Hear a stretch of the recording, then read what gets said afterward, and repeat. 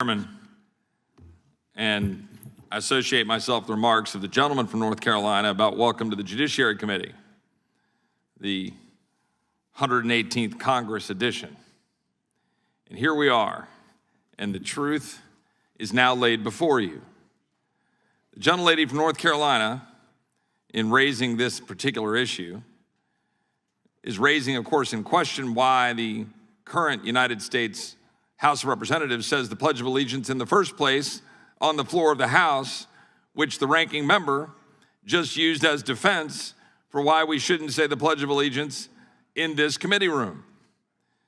Because the gentlelady from North Carolina is suggesting to the people of this great country that we should not be standing and pledge allegiance to the flag of the United States, for it has a phrase in it, "under God." Because that is what we're standing here and saying.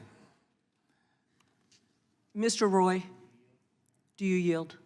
I'll yield to the gentlelady from North Carolina. I really don't want to get into a colloquy, but please do not put words in my mouth. That is completely false, completely false. I wanted to just make the point that this committee and every member of this committee swore an oath to protect and defend the Constitution. And while I take great pride in pledging allegiance in its full form when I'm on the floor of the House and in many, many places, we should look at the full context of every issue. Thank you, and I yield back. Well, I appreciate the gentlelady's comments, and I hope we'll be able to engage in colloquy in that level and all issues here in the Judiciary Committee. But I would again remind the American people that the point that we're talking about here is that point. And we believe that it is important for us to come together and pledge allegiance. When I go to any event in the state of Texas, which I represent, any event, the people of Texas that I represent stand up and pledge allegiance to the flag of the United States. We also stand up in Texas and pledge allegiance to the flag of Texas. I could add an amendment for that here, but that probably gets a little far afield. But we are here. And I think this is important. Again, this is going to be an amendment. Maybe have like 1 or 2 minutes of debate, but now we're having a full-throated debate because just like yesterday in the Rules Committee of the House of Representatives, when we offered a resolution saying that we stand to thwart socialism, there was complete opposition by my colleagues on the other side of the aisle to standing athwart socialism. Literally, a full debate. No, we cannot stand against socialism in the House Rules Committee. My colleagues on the other side of the aisle. So I just want the American people to understand, in the House Judiciary Committee, we have opposition to pledging allegiance to the flag of the United States. We have questions being raised about whether we should pledge allegiance to the flag of the United States and representing that it is one nation under God. We have a Democratic Party that refuses to stand up and say that they oppose socialism and fought it in the House Rules Committee. Presumably will fight it on the House floor. We'll see how the vote plays out. And that is the state of your Democratic Party today. And I would yield to the gentleman from North Carolina. I think the gentleman from Texas, and I don't know whether I can engage in a colloquy with my good friend from North Carolina through Mr. Roy. I appreciate the gentleman from Colorado's sentiment. My godson, who lives over in Old Town Alexandria, is alive today because his mother rejected the advice of the doctor who said that he should be aborted because of a bad scan. Scan ended up being bad. But she had to make a decision in a fleeting moment with the doctor pressuring her to have an abortion. Thankfully, she rejected it. I hope to make his basketball game tonight. That's where I hope to be. One of my staffers, same thing, 25 years ago. He and his twin brother, his parents were told they should be aborted, being pressured by doctors to abort them because of a medical scan. Again, thankfully, their parents decided to reject that doctor's pressure. This is pretty simple, ladies and gentlemen. We believe in protecting all forms of life, the unborn babies. The other side of the aisle does not. That is the simple truth. This is not hard. This is why elections have consequences. We will continue this back and forth, but the simple truth is we believe in protecting life. That's it. Our Democratic colleagues could not even bring themselves to vote for legislation a mere few weeks ago that would protect a child born alive. That is the truth. One Democrat, one, voted yes for legislation to ensure that a child born alive would not be left on the table to die rather than seek medical help. So let's be very clear about this. We're for life. Our colleagues on the other side of the aisle are not. I yield back.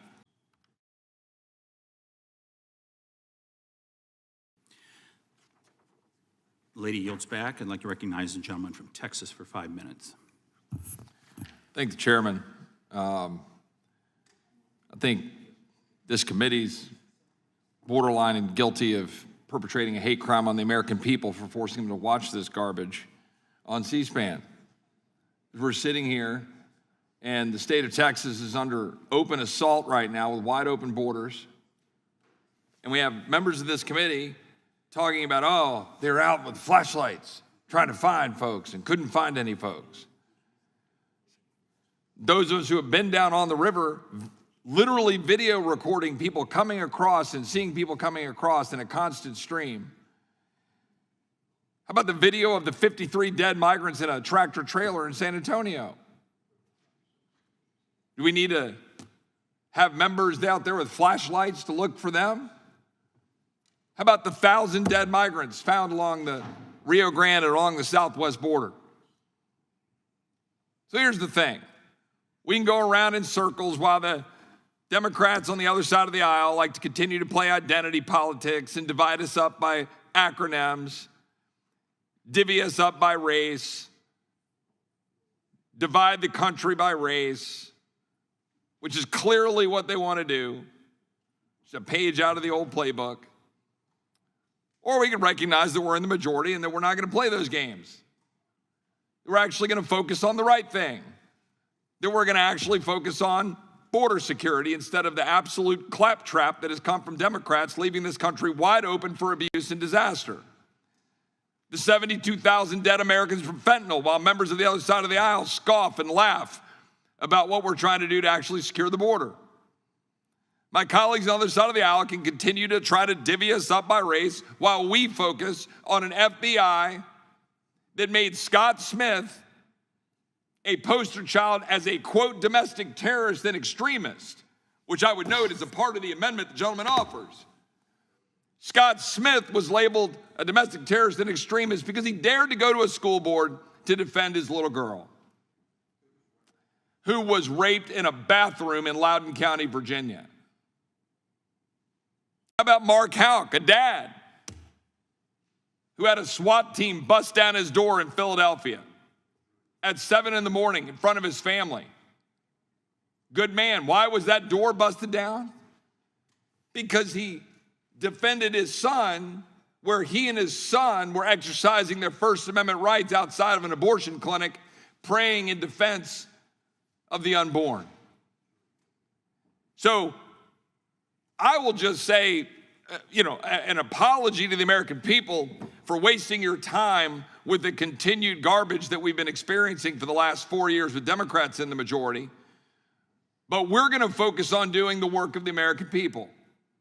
So we are going to focus on securing the border of the United States. We are going to focus on exposing and undermining and defunding the bureaucratic state at war with the American people. The bureaucrats in a litany of the alphabet soup of agencies in this town that are stifling entrepreneurial spirit, stifling economic growth, stifling the ability to have robust energy security and energy freedom in this country so people can have jobs, stifling the ability of people to exercise their First Amendment rights and live free in defense of the unborn, or even dare go up and defend their little girl in a school board meeting. So my colleagues on the other side of the aisle can just keep playing the old playbook, divide people by race, create more alphabet soup of identity politics, But we're going to focus on the job the American people sent us here to do. And that's what this is about. And I'll yield to the chairman. Thank you very much. What strikes me as we have this back and forth, and I think it's been of real value, is it appears to me we have an amendment that really wasn't ready for introduction. That it wasn't fully fleshed out as far as all the permutations that this may lead to. And so, it just concerns me that this amendment really wasn't ready for prime time. I yield back to the gentleman.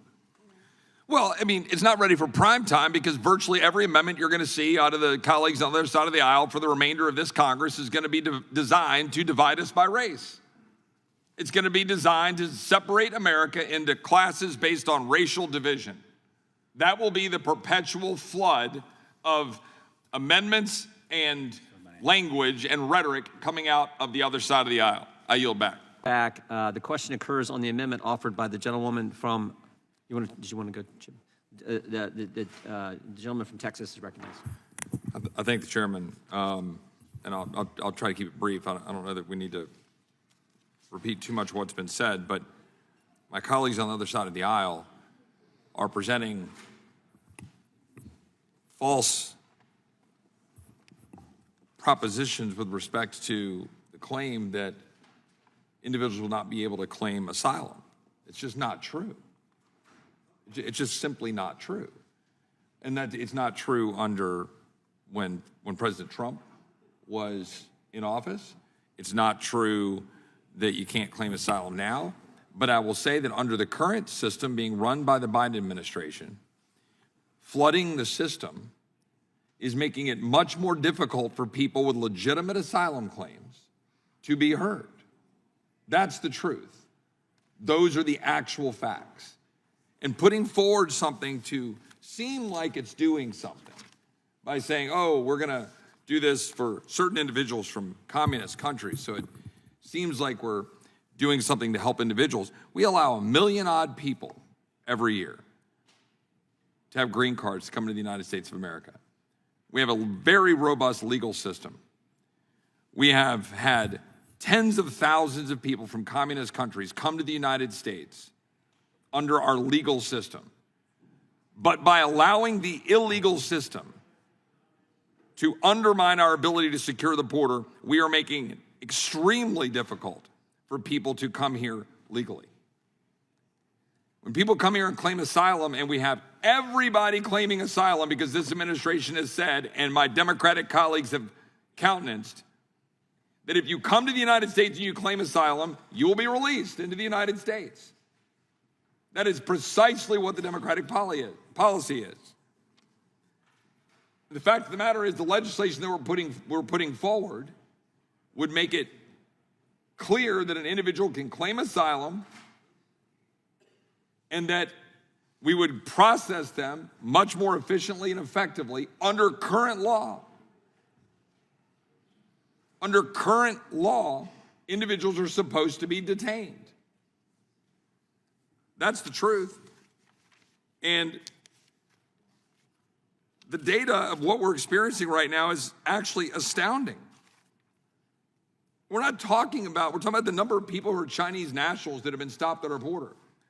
Talking about the number of people who have stopped that are in the terrorist screening data set, the 98 aliens from 2022, or the 69 aliens in the first 5 months of this fiscal year on the terrorist screening data set. Remember that it was the Biden administration that suspended the migrant protection protocols, which led to a surge in illegal border crossings immediately upon President Biden coming into office. It was he who decided to suspend the migrant protection protocols that caused the surge, which actually endangers migrants and floods our system. It is this administration which is staring down in May to the end of Title 42. Title 42, which has been used to turn away half to two-thirds of the 2.7 million single people encountered at the border. Think about that. all during a time when there has not been a COVID emergency. They've been using it for border enforcement and now want to claim that if we have policies in place to ensure that we're going to follow the law to detain, process legitimate asylum claims, and then have a process for returning to Mexico if there's not detention capacity, precisely the way we are kind of using the authority under Title 42, which many of my Democratic colleagues have said they support, that somehow that's anti-migrant, that somehow that's anti-asylum, when we are processing thousands of legitimate asylum claims every single day. It's simply not true. And the American people need to know that it's not true. And I oppose this amendment. Gentleman yields back. Without a question occurs on the amendment offered by the gentlelady from. Mr. Roy? Recognized for 5 minutes. Strike the last word. You recognize. Gentleman's recognized. Thank the chairman. I would note that my colleagues on the other side of the aisle have their talking points in order, because that's how this works. Cruel, extreme, unworkable, immoral. Make for nice splashy sound bites and Twitter for show for the television to get out and send out as clips.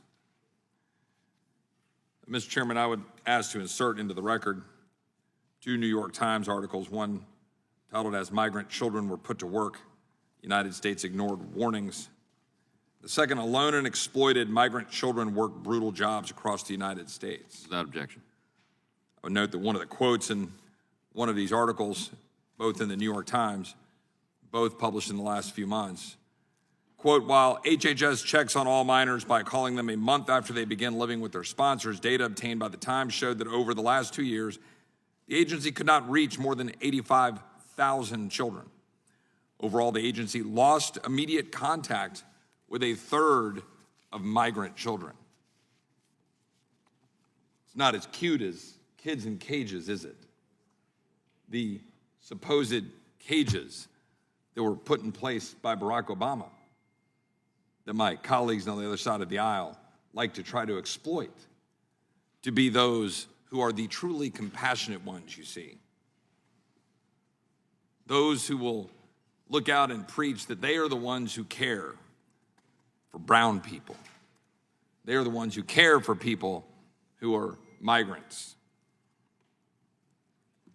I assume that they don't believe that it was cruel when ranchers in South Texas and Arizona run across the dead bodies of children and migrants exploited by the coyotes.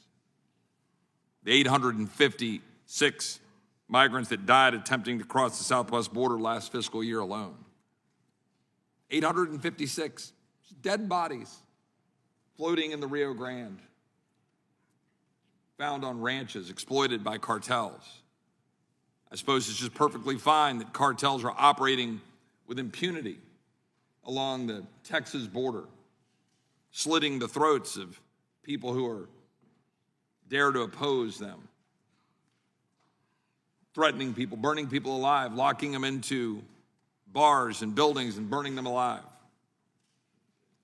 I suppose the 53 migrants that cooked in the Texas heat in a tractor trailer in San Antonio last August, that's not cruel. That's not immoral. That's not extreme. But yet that's the truth. That's the truth of the current system perpetuated by Democrats in the false name of compassion. Looking out to be able to say that they are the ones that can speak for the huddled masses, that they alone are the ones that can do that. That somehow those who seek to come to the United States seeking a better way of life because the rule of law matters, that we then thwart and undermine the rule of law, allowing children, women, and people seeking a better way of life to die because we, in fact, refuse to enforce the rule of law.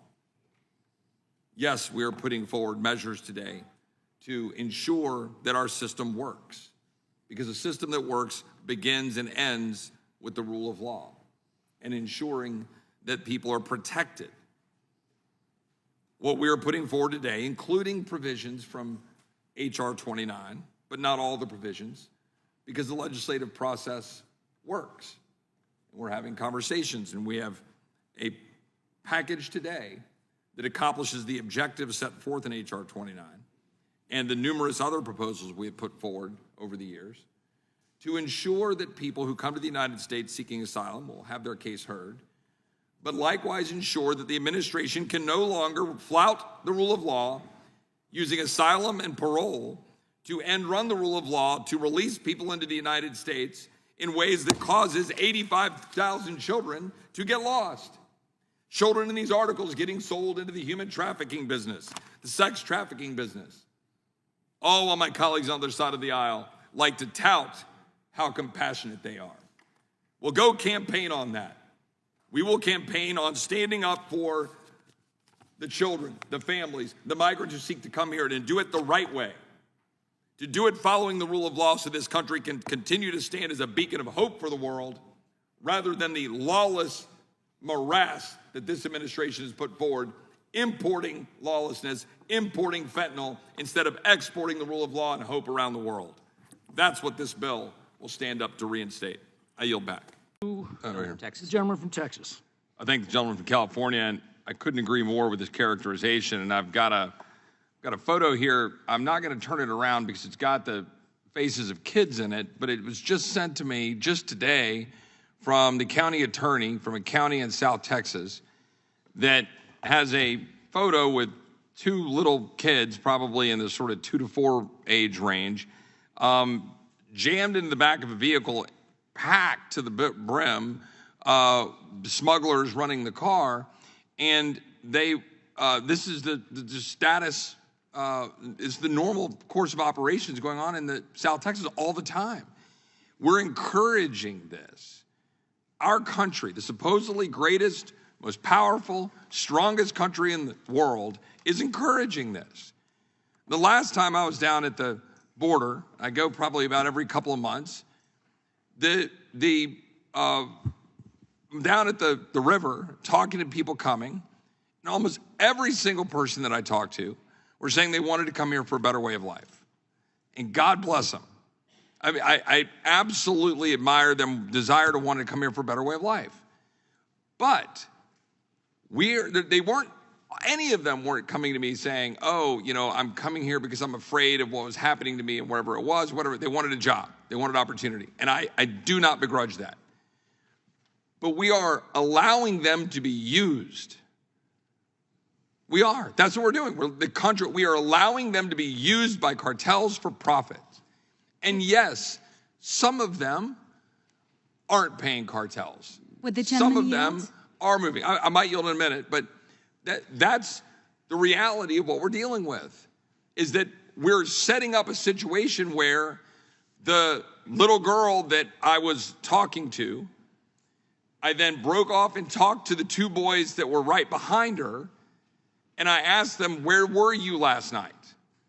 And they were spending the night in the park across the Rio Grande. And I asked them, did anything bad happen to that girl? And both the little boys said yes. And she was a 14-year-old girl, give or take. And they said she was sexually abused. I was talking to them in my broken Spanish. That's what they told me. Now, he said, oh, you're making that up. No, this is the reality of what happens down there. We talk to the people in the law enforcement and Border Patrol and the people down there all the time. That is no way for us to do business. We can set up systems for people to be able to avail themselves of legal paths to come here.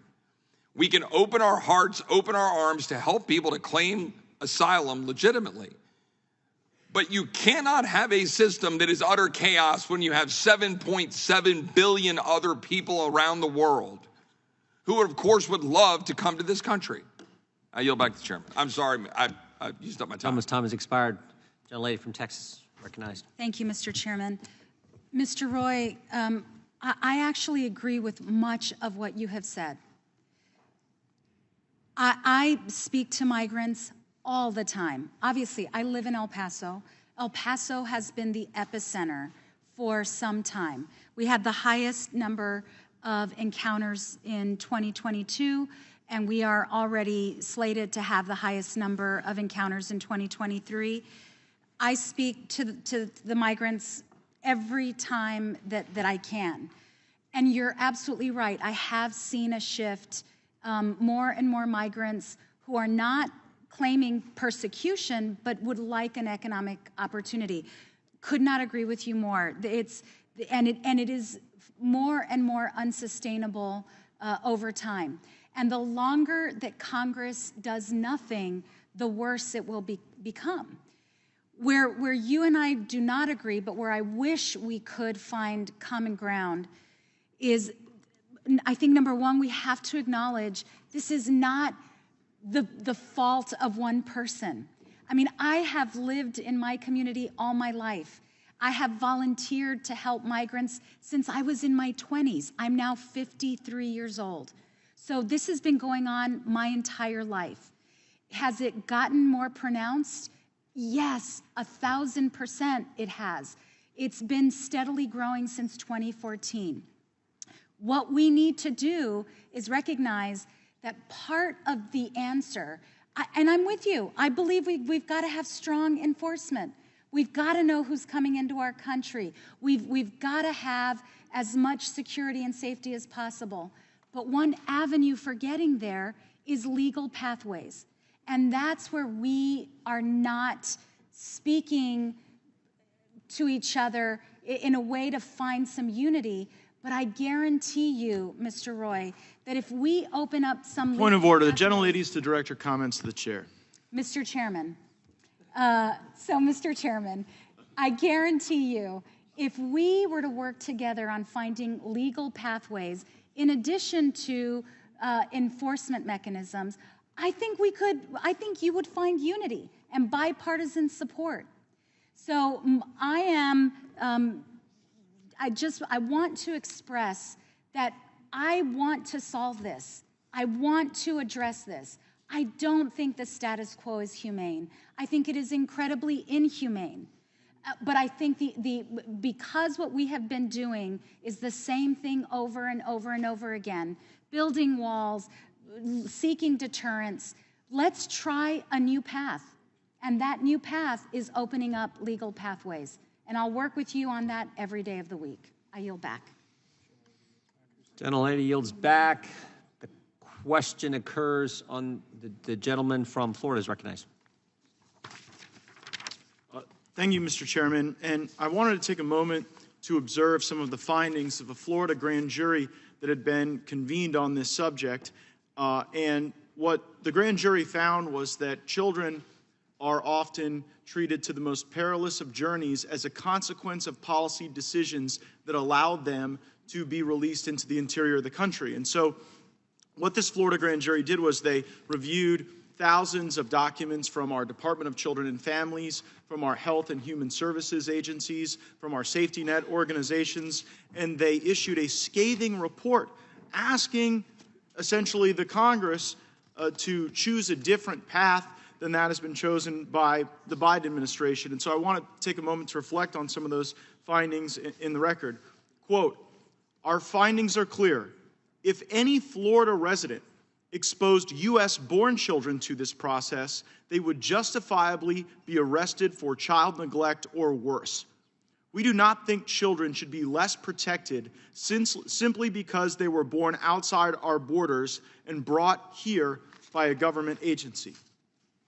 Those here in Florida who are sending money and other aid to facilitate this process should know what they are funding. At nearly every juncture, travelers forging the Darien Gap and other notorious routes must pay handlers, armed militia groups, native tribes, local warlords, gangs, or drug cartels in order to obtain safe passage. In many cases, the toll is exacted in lives, labor, or sexual abuse. They face disease, famine, drought, a perilous jungle trek, insects, and predators, both human and animal. One child disclosed that during her journey, several of her group were robbed and attacked by rival gang members, decapitated, and raped. The child disclosed that she was one of the victims of that rape. Grand juries are not political entities. They are sourced from regular folks who review evidence, and perhaps this body, ever so partisan in addressing the issue, would glean some clarity from what we are hearing.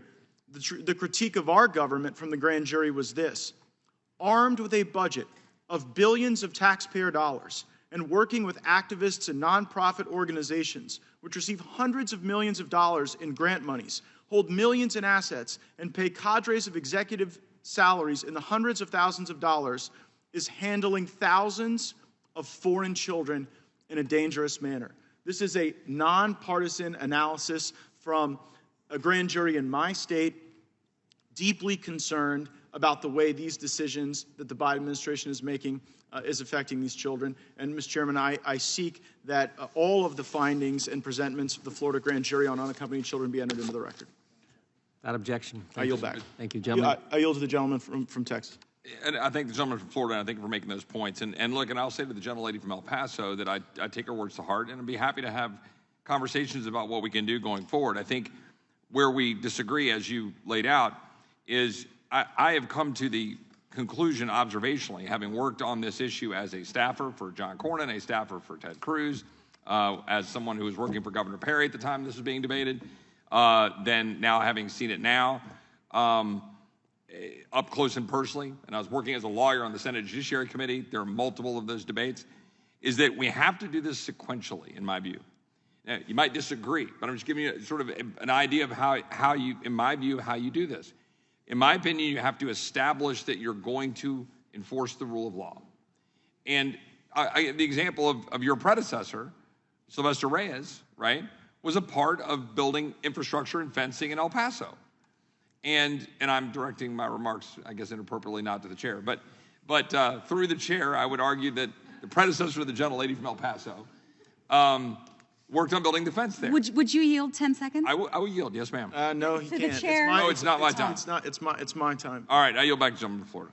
I have a series of additional unanimous consent requests, Mr. Chairman. Yeah. From the New York Times, April 17, 2020. I'm sorry, from the New York Times, as migrant children were put to work, U.S. ignored warnings. Without objection. New York Times, February 25th, 2023, alone and exploited, migrant children work brutal jobs across the United States. Without objection. New York Post, March 22nd, 2021, Mexican drug cartels use kids as decoys to smuggle in members. Without objection. Thank you, Mr. Chairman. Back. Gentleman yields back. The gentleman from Rhode Island is recognized. Mr. Chair, I move to strike the last word, and I yield to the gentlelady from Texas. Thank you, Mr. Cicilline, and not to Mr. Roy, but to the chair. This is precisely what we've been doing for 3 decades. For 3 decades, we have said no immigration reform until the border is secure. That's a fact. And so we've not had in 30 years, over 30 years, any new legal pathways. The closest we came was about a decade ago, and the Senate passed a bipartisan bill that would have secured historic sums for border security and at the same time opened up legal pathways, and it died in the House at that time. And so we've been pursuing that same policy of let's do enforcement only first, and then once the border is quote unquote secure, then we will do immigration reform. And so my contention is, and I think the facts support it, we have seen over the past 30 years a closing off of legal pathways. We've had walls built. We now fund DHS at historic levels. We have seen all sorts of deterrent policies at play. None of that has truly stemmed the flow of people in a way that would make it more manageable. And as I mentioned in some earlier comments, we've created one pathway for migrants, and that one pathway is asylum. So we should not be shocked that the asylum system is overwhelmed, overloaded, overused, because that's the only line people can get into. That's the only right way that many people see for themselves. I don't believe that we can take, even if we could, we shouldn't take every person, obviously. But if we want to create a more manageable system, it has to be a combination of both of those, not just one before the other. And I yield back to Mr. Sanders. Gentlelady yields back. Mr. Chairman, Oh, I'm sorry. Oh, now I yield back to you, Mr. Chairman. Gentleman yields back. Mr. Chairman, for my time, Gentleman from let me Texas. strike the last word. And to the gentlelady, what I would say is 2006, comprehensive immigration reform, which touched all aspects, security, future flow, status. 2007, 2012-13, 2018, multiple attempts by both parties in diverging places in the House and the Senate to work on various forms of, quote, comprehensive immigration reform, all of which the bow broke. Okay, no matter what your perspective is on what we should have had or not should have had in those bills, all of which the bow ultimately broke. And the point is that we've not been able to do that. I've come to the conclusion that the biggest reason why is because we have a large block of the American people who, with a very good reason, don't believe we're actually serious about securing the border in the first instance. That's the fundamental problem. And when I brought up Mr. Reyes, the gentlelady's predecessor, my point is, it's a Democrat, former congressman from Texas who was a part of building infrastructure that actually did a pretty good job of stopping some of the problems that El Paso was dealing with the flow. Is it a total panacea? Of course not. But when you have policies as we do today, and the gentlelady had said something about it's not just blaming one person.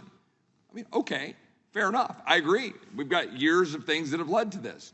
But you cannot help but look at a chart of the numbers of what we've seen since January of 21 and see a direct correlation to the policy choices of the current administration in terms of what they did with migrant protection protocols in January, basically making it very clear how that would work. And if you come to the United States and claim asylum, say asylum, you'll get processed and released immediately.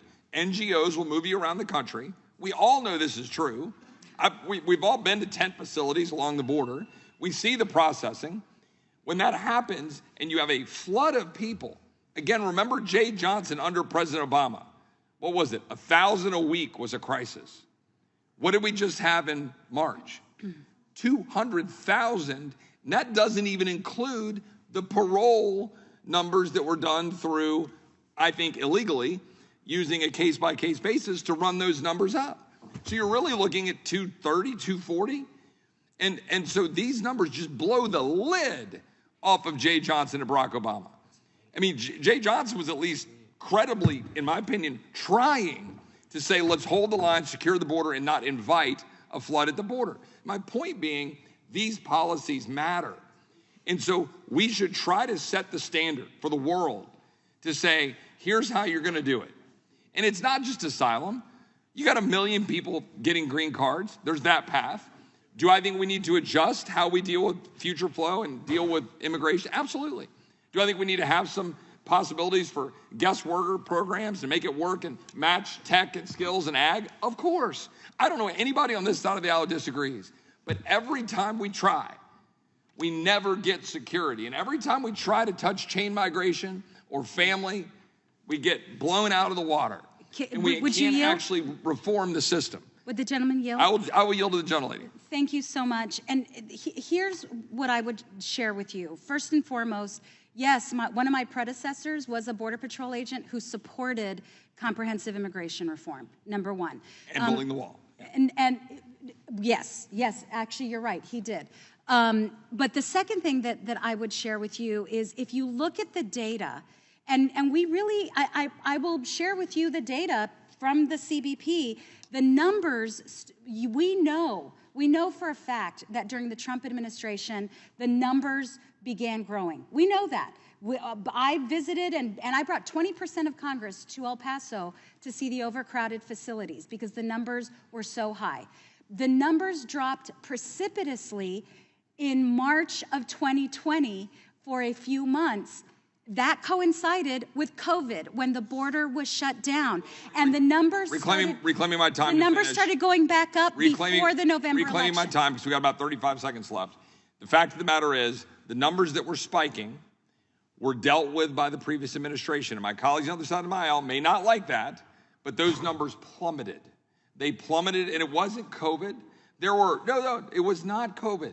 There were significant, clear results from the policies that were adopted that stopped the magnet for people coming to the river. That's very clear from anybody we talked to at Border Patrol.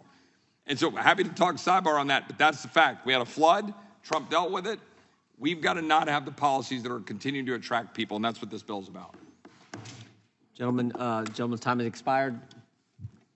Gentleman from New Jersey is recognized. Move to strike the last word very, very quickly. When we speak about the walls and the walls that were built, remember, most of them were not completely built. The program would have been much more successful. Just particularly what I saw even in Arizona and Yuma, if that wall was complete, if any of the walls were complete, we'd be in much safer and better shape. And that was something that Republicans and Democrats both agreed upon. So we can't use the walls as an example of a failure because we never really got to where we should be. Would the gentleman yield?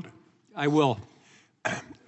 You know, one of the other things that was just brought up that I think the two members were sort of batting back and forth, you know, they did say that the rate was rising, you know, when President Trump left office and he was dealing with it.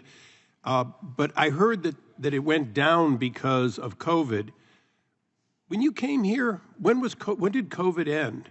Did it end on the day that President Biden took office and it spiked? So the rise during COVID is what we're talking about here today, isn't it? Exactly, sir. Thank you. Thank you for yielding. No problem. I yield.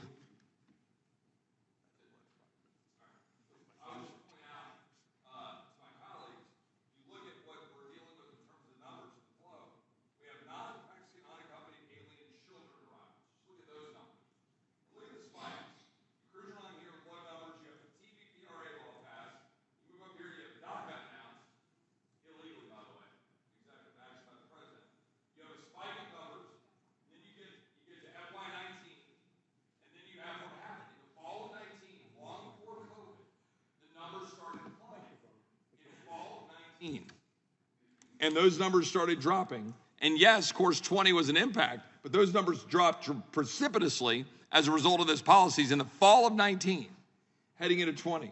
President Biden takes office, adopts the policies the president adopted, and those numbers spike off the chart. Policies matter. They have consequences. I yield back to the gentleman from New Jersey. Chairman, and I just say democracy demands that we oppose the REINS Act. I yield back. Yes, ma'am. Gentlelady yields back. And Chair recognizes Mr. Roy from Texas. 5 minutes. I thank the Speaker.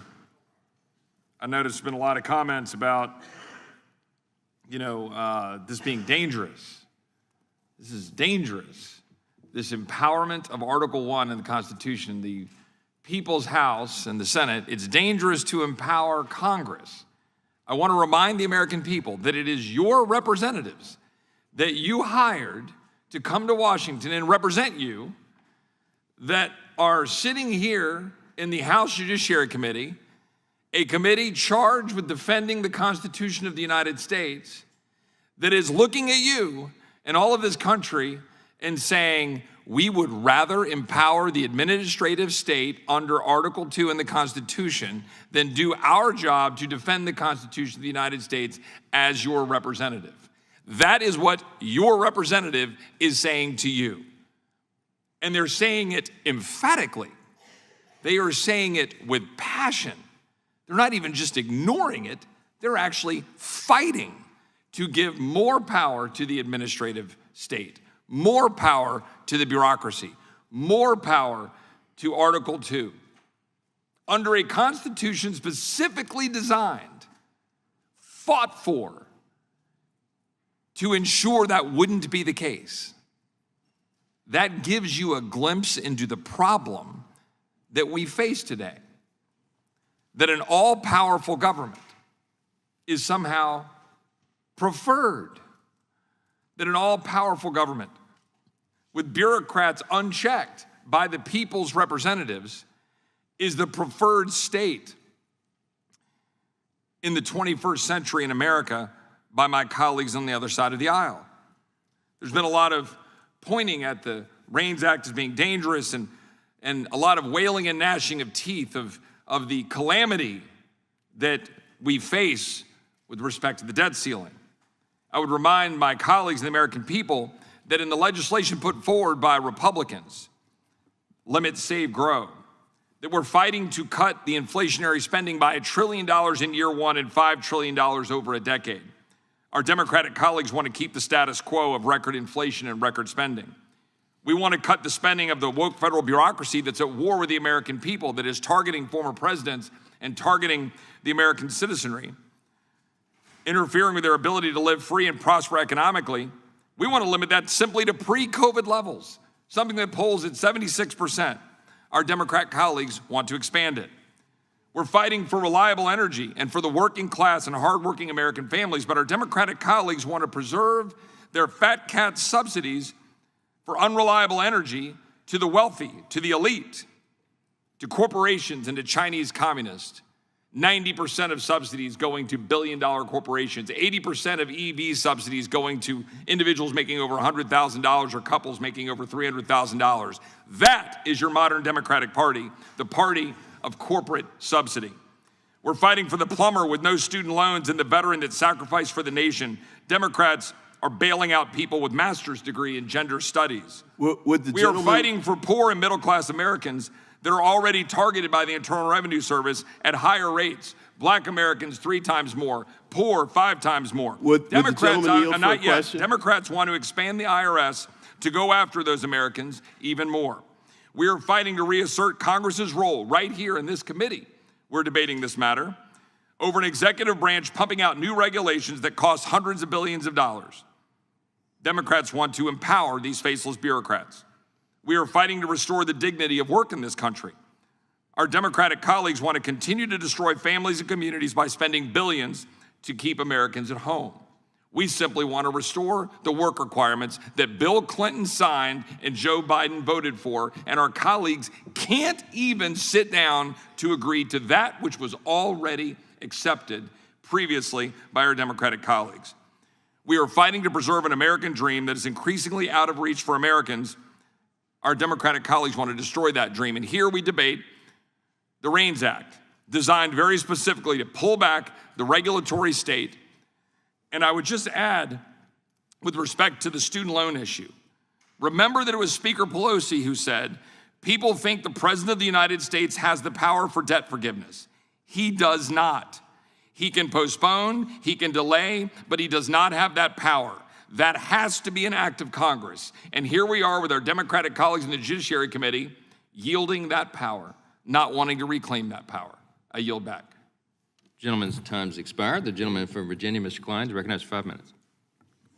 Well, thank you, Mr. Chairman. I'm frankly gobsmacked by the logic being used by the other side to argue that somehow democracy demands that we defeat this legislation, which is designed to empower the people through their elected representatives under Article 1. The idea that somehow by permitting this bill, we would threaten our commitment to clean water or clean air or safe drugs, ensure that benefits that people depend on are delivered on time. The argument essentially is that Congress should not be trusted with determining such things. And in doing so, they argue that the people who elect us should not be empowered to determine such things. Because by passing the REINS Act, you actually do empower Congress. You empower the elected, those who elect the members of Congress to make those decisions. So what does this bill really mean? God forbid it should mean that we're actually here more than 4 days a week. God forbid it should mean that we actually vote on more than a few bills a day.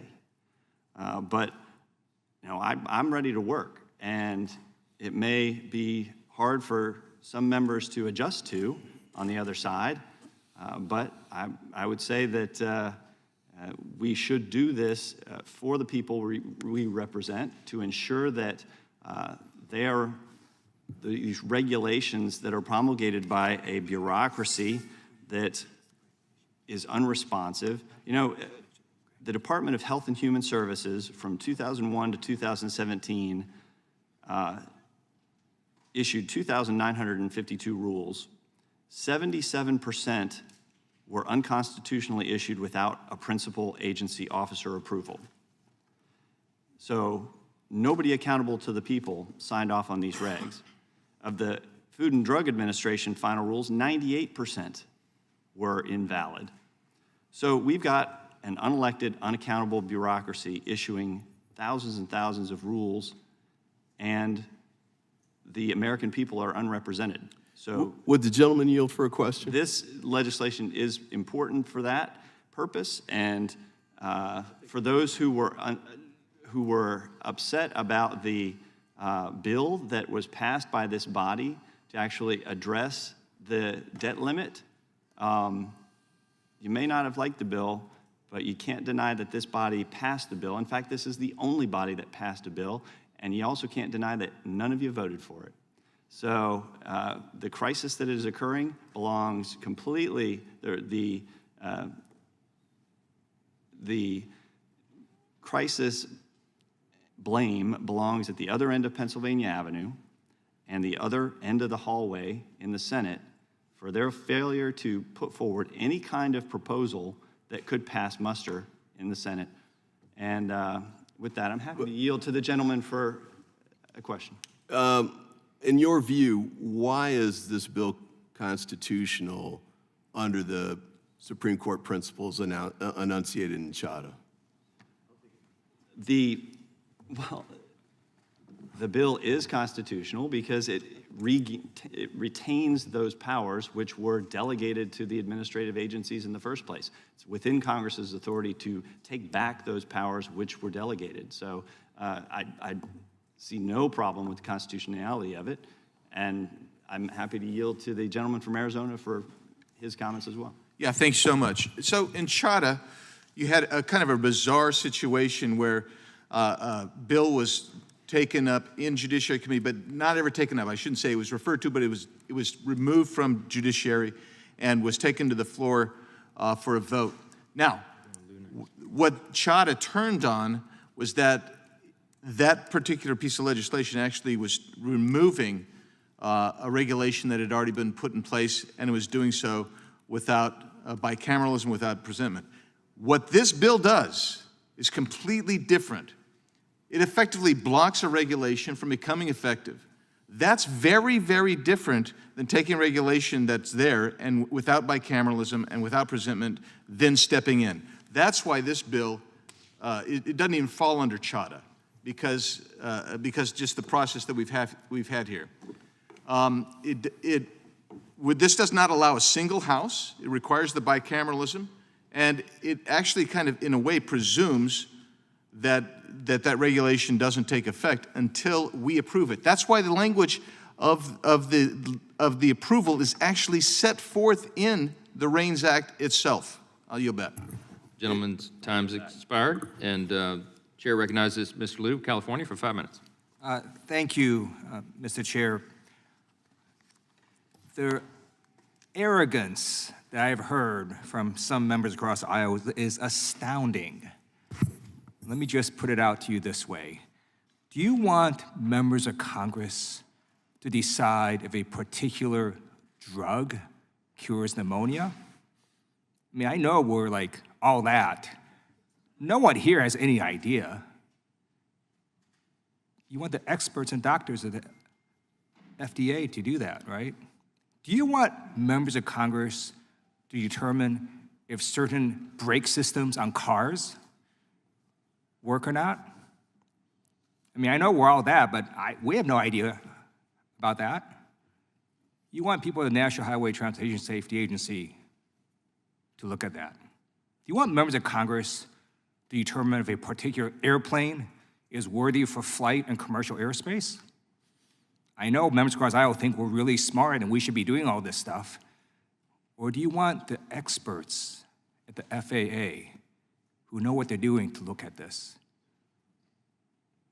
Let's go back to reality here. We're in a modern world. There are lots of things members of Congress simply do not know. We don't have the expertise. We rely on federal agencies, and they do a pretty damn good job. I yield back. Would the gentleman yield?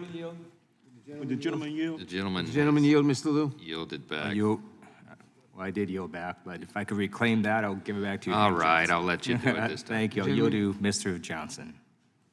Well, the chairman, I mean. I yield to the chairman. Thank you. I've been meaning to ask this question of the gentleman from Kentucky, Mr. Massey. He indicted, in effect, the Congressional Review Act and said it was useless. Would the gentleman be interested in helping repeal it?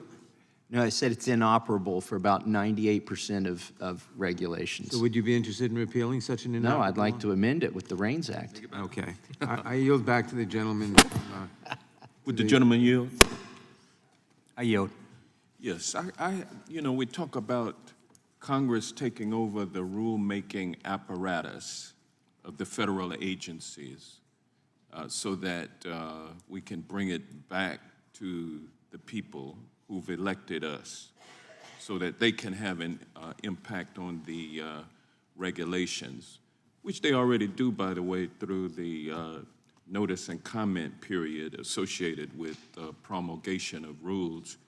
But once a rule has been put in place, then the agencies hear from consumers, they hear from stakeholders, they hear from businesses, they hear from other governmental agencies seeking to be in compliance or asking questions about a particular rule. Do my friends on the other side of the aisle think that their offices are set up to address the many phone calls and inquiries that are coming in from all of the stakeholders about a rule that Congress might promulgate? Do we actually think that the legislative branch has the capacity to administer a rule? I mean, that's nonsense. Come on, people, let's wake up. This is about defunding the federal government. This is about putting in place an apparatus where every man is for himself, every woman is for herself, and by the way, women are not equal to men in that kind of a society. There's no protection for women, no protection for babies, no protection for anyone's health, safety, and well-being. It's just open season by the corporations and the wealthy. That's what my Republican friends are advocating for with this change. Is one step in that process, and we've gone too far. It's time for America to wake up and realize that government is of, by, and for the people. It's us, including the people who man those agencies. Those are our relatives, those are our friends, those are our neighbors. We're working for the common good, not just for the sake of wealthy corporations and wealthy individuals. And with that, I yield back. Gentleman yields back. The gentleman from New Jersey, Mr. Van Drew, is recognized. You know, I almost can't believe I'm hearing this, so I'm going to, as best I can, in the way that I do, try to straighten this out a little bit. This has nothing to do with thinking that women are inferior. In fact, quite frankly, this bill has nothing to do with a responsible debt ceiling. But what folks on the other side are doing, again, as they continue to do, is let the American people who are watching this on TV look at the shiny object over here, because we don't want them to see what the real deal is. I've served at every level of government. I've been a mayor, I've been a councilman, I've been a county commissioner, I've been a state legislator in the Senate and the House. And let me tell you, I talk to a lot of people. If there's anything I do in life is I get out in the street and I talk to people. And there aren't a lot of people who think, boy, the regulatory process is great. Dentists and doctors aren't saying, I love the way that they're regulating me because it's really helping patients, because it isn't. Small businesses aren't feeling that way. People who are trying to work in the workaday world, who work for other companies, aren't feeling that way. And my friend, Mr. Johnson, he talks about the big corporations. They're able to deal with it because they're big, they're powerful, they have a lot of money, so they can deal with this excessive regulation. We do have a responsibility in Congress. We're not going to be administering every minor issue that comes along and have an administrative branch in each and one of our congressional offices. What we are saying is something that other people call sometimes legislative intent. I don't know how many times I've seen a bill passed in Congress. I've seen a bill passed in the House of the House in literally the state of New Jersey or any state, and it doesn't represent what the people want, and it doesn't represent what the legislators want. Ladies and gentlemen, this is the way it works. We work hard. We go out. We talk to people. They tell us we need to do something. We pass a law, and then you need to have an appropriate action with that law, not the stuff that we're doing now where we literally just go forward, pass a law, and then whatever a particular regulatory group wants to do may be very different than the law we passed, very different than what the people want. And people also mentioned that, we were talking about the responsible debt ceiling and talking about our bill, and somehow that got brought into this. I don't know how. Let me just say that Republicans believe that women are totally equal. I don't know how that got brought into this. I don't know how this bill would hurt women. I don't know how it would hurt babies, the ones trying to protect babies. And you know what people want? When you talk about a debt ceiling, damn it, do you know what people want? They want us to stop spending. They want a responsible debt ceiling. They want our government to control itself. They don't want it to waste money. And when it does spend, they want it to spend on things that protect the American public and that protect our American country. But we go astray. I hear things that are so far astray. That's not what this bill does, the things that you're saying. It doesn't do any of those things. What it does is make sure that literally the laws that we pass in the country we have reflect the values of the people who live and work in this great United States. And they reflect those values through their Congress. And if their congressman or congresswoman isn't doing that, they lose the damn election. They lose the election. And then we move on. That's the way we work. But not some, high-end regulatory group that doesn't have to listen to everybody, that tells you how to live your life, how to legislate, how to do every part of the government and how it should function. That is not how it was meant to be. That is not what we want. It is not what the American people want. And if anybody wants to go out and walk the streets with me and talk to some folks and ask them if they want more regulation, do they believe we have too much regulation? They will all tell you that we do and that they're tired of it. It doesn't mean we don't need some regulation. But no, I want to finish this up. I'm sorry. But you know what? The bottom line is regulation is obviously a necessity, but good government and listening to the people of America is why we are here. It isn't to have regulatory agencies run our lives and do things to us that we never intended and don't want. So we do have a voice in it. This is America. People have a voice, and we have a voice. I yield back. Gentleman yields back. The chair recognizes the gentleman from Colorado, Mr. Buck. I thank the chair. Mr. Roy, I wanted to visit with you about a few of the comments you made earlier, if you're willing to engage with me. Yes, sir. I'm wondering, do you know approximately in the last few Congresses that we have served together, how many bills passed by suspension? Well, I don't know the number, but it is a large number. In the hundreds? Hundreds, yeah, hundreds of bills by suspension. And other than our friend from Kentucky, most of the people in the House vote for those bills that pass by suspension.